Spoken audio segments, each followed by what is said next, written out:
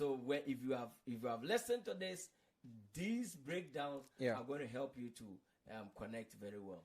That is a wonderful breakdown of the story, and I just kept picking up certain nuggets while you were speaking, and I'm like, if we don't get the backstory, we wouldn't appreciate what Christ has done. And I feel like from what you were saying, a lot of things that are happening currently with people trying to replace Christ, stand in between and become mediators, is typically trying to overshadow all the work that he has done.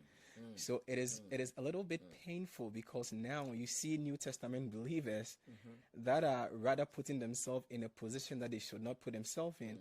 It's kind of like, when people go into slavery and then they come out of slavery and they are in freedom, they know the difference. We New Testament believers have not even been in that slavery place where the Israelites were in the beginning, where they went through those difficulties. They were subscribing to these idol worships, and they were exposed to those.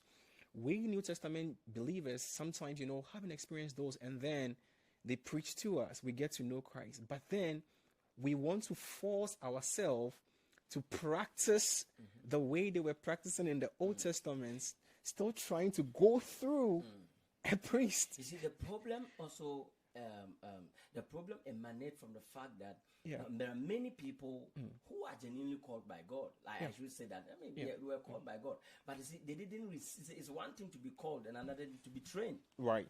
So most people were not exposed to what we are talking about right now. But they are pastors. They are men of God. And they don't know anything about what the story narrated. So we can tell you that, Christianity is a relationship. But they don't even understand.